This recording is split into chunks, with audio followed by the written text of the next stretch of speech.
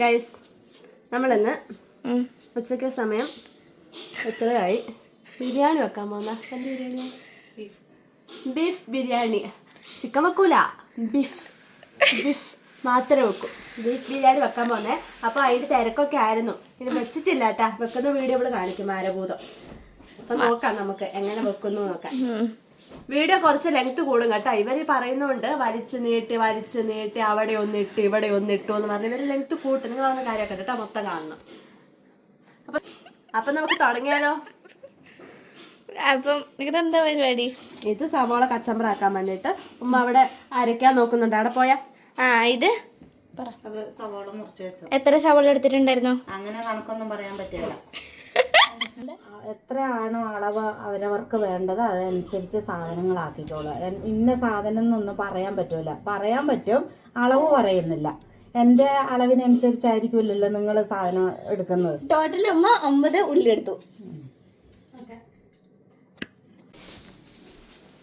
അപ്പൊ നമ്മൾ ഇനി എന്താണ് ആക്കാൻ പോകുന്നത്? കുക്കർ വെച്ചിട്ടുണ്ട്. കുക്കർ ചൂടായി വരുമ്പോൾ അതിൻ്റെ അകത്തോട്ട് വെളിച്ചെണ്ണ ഒഴിക്കുക.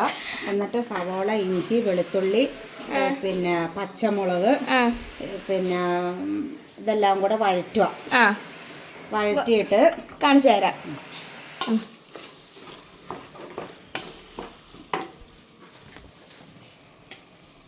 അപ്പം അടുത്തതായിട്ട് നമുക്ക് തക്കാളിയും മല്ലിച്ചപ്പ് പുതിനയിലൊക്കെ ഇട്ട് കൊടുക്കാം കേട്ടോ. ഇതൊരു തട്ടിക്കൂട്ട് ബിരിയാണിയാണ്. പെട്ടെന്ന് ഉണ്ടാക്കാൻ നോക്കിയിട്ട് ഉണ്ടാക്കുന്നത്. അപ്പം നിങ്ങൾക്ക് പോരായ്മകളൊക്കെ ഉണ്ടാവും. അതൊക്കെ എൻ്റെ ഇഷ്ടത്തിന് ഞാൻ ചെയ്യുന്നതാണല്ലോ. അപ്പം അതും കൂടി ഇട്ട് കൊടുത്ത് ഇത് നന്നായിട്ട് വഴണ്ട് വരട്ടെ. എന്നിട്ട് കാണിച്ചു തരാവേ. ഇനി അടുത്ത പരിപാടി എന്താ? അടുത്ത പരിപാടി എന്താണെന്ന് വെച്ചാൽ തക്കാളിയൊക്കെ നന്നായിട്ട് വഴന്നു വന്നിട്ടുണ്ട്. അപ്പം നമ്മൾ എന്ത് ചെയ്യണം? ഗരം മസാല ഇട്ട് കൊടുക്കണം. ഗരം മസാല, മഞ്ഞൾപ്പൊടി ഇത് ഇട്ട് കൊടുക്കാം. കുറച്ച് ഗരം മസാല, മഞ്ഞൾപ്പൊടി എന്നിട്ട് നന്നായിട്ട് ഇളക്കും. അതുകൊണ്ട്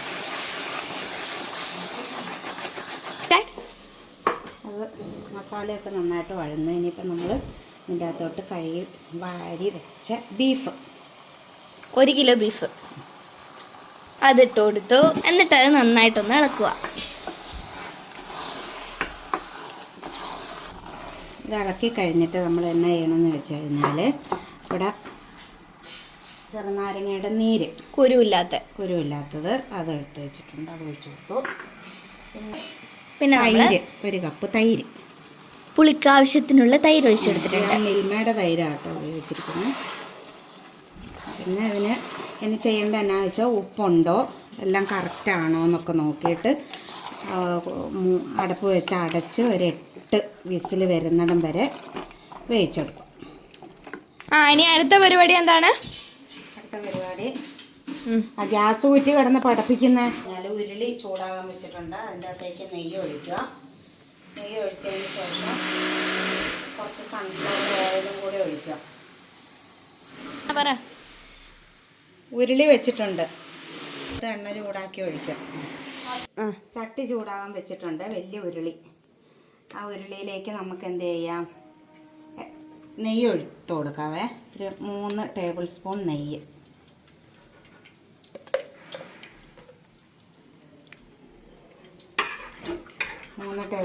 നെയ്യിട്ട് പിന്നെ നമുക്ക് എന്നാ ചെയ്യേണ്ടതെന്ന് വെച്ച് കഴിഞ്ഞാൽ കുറച്ച് സൺഫ്ലവർ ഓയിൽ അതും കൂടെ ചേർത്ത് കൊടുക്കാം.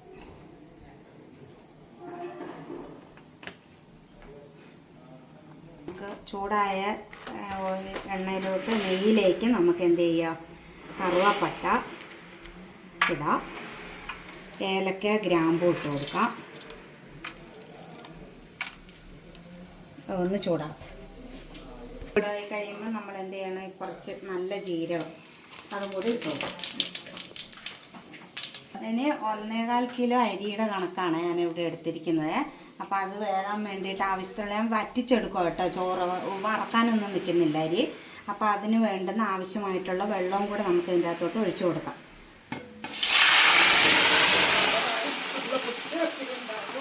ഉരുളി ആയതുകൊണ്ടാണ് കേട്ടോ. അപ്പോൾ ആ വെള്ളം നന്നായിട്ട് തിളച്ച് വരണം. അപ്പോൾ പാകത്തിനുള്ള ഉപ്പും കുറച്ച് ചെറുനാരങ്ങയുടെ നീരൊക്കെ ഒഴിച്ചിട്ട് വെള്ളം തിളച്ച് വരട്ടെ കേട്ടോ. അതൊക്കെ ചെയ്യട്ടെ. അപ്പം നമുക്ക് ഉപ്പിട്ട് കൊടുക്കാം.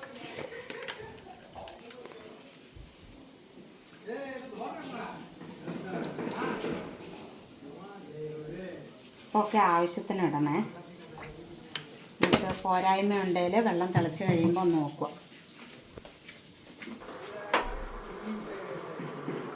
നമുക്ക് നീര് ഒരു അരമുറി നാരങ്ങയുടെ നീര് ഒഴിച്ചു കൊടുക്കുന്നുണ്ട് കേട്ടോ.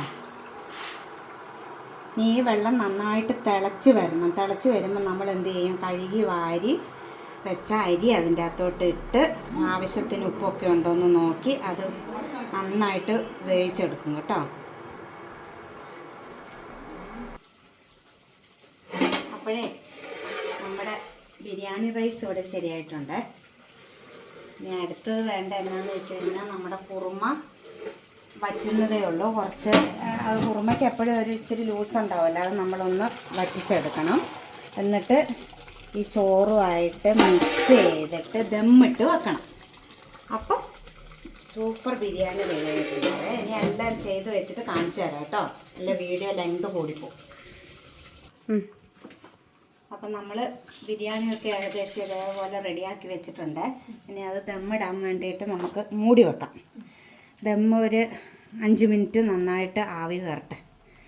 ആവി കയറി കഴിഞ്ഞാൽ അത് ചെറിയ തീയിൽ വെക്കണം കേട്ടോ. ആവി കയറി കഴിഞ്ഞാൽ കുറച്ച് സമയം കൂടെ വെച്ച് കഴിഞ്ഞാൽ പിന്നെ നമുക്ക് സൂപ്പർ ബീഫ് ബിരിയാണി കഴിക്കാവേ. ഇതേപോലെ ട്രൈ ചെയ്ത് നോക്കണേ. വലിയ പണിയൊന്നുമില്ല. പിന്നെ കൂടുതൽ കാണിച്ചുകൊണ്ട് വന്നു കഴിഞ്ഞാൽ വീഡിയോ ലെങ്ത് കൂടും. അപ്പം നിങ്ങൾ പറയും വലിച്ച് നീട്ടി സംസാരിക്കുന്നെന്ന് പറയും. അതൊക്കെ ഒഴിവാക്കാൻ വേണ്ടിയിട്ടാണ് കേട്ടോ ഇങ്ങനെ കാണിച്ചു തന്നത്. ഇനി ഇത് മൂടി വെച്ചിട്ട് നന്നായിട്ട് ആവി കയറട്ടെ. അങ്ങനെ നമ്മുടെ ബിരിയാണി ഇവിടെ ദമ്മായി വന്നിട്ടുണ്ട്. അപ്പോൾ കണ്ടോ, നിങ്ങളിവൻ്റെ കളറൊക്കെ മാറിയിട്ടുണ്ട്, നല്ല ആവി വറക്കുന്നുണ്ട് കേട്ടോ. സൂപ്പർ ബിരിയാണി ആയിട്ടുണ്ട്. അപ്പം നിങ്ങൾക്ക് ഈ വീഡിയോ ഇഷ്ടമായാൽ എന്ത് ചെയ്യണം അച്ചു? ലൈക്ക് ചെയ്യണം, ഷെയർ ചെയ്യണം, കമൻറ്റ് ചെയ്യണം, സബ്സ്ക്രൈബ് ചെയ്യണം. ഓൾ എന്ന ഓപ്ഷനും കൂടി അടിക്കാൻ മറക്കരുതേ. അപ്പം അടുത്ത വീഡിയോയിൽ കാണുന്നവരെ ടാറ്റാ.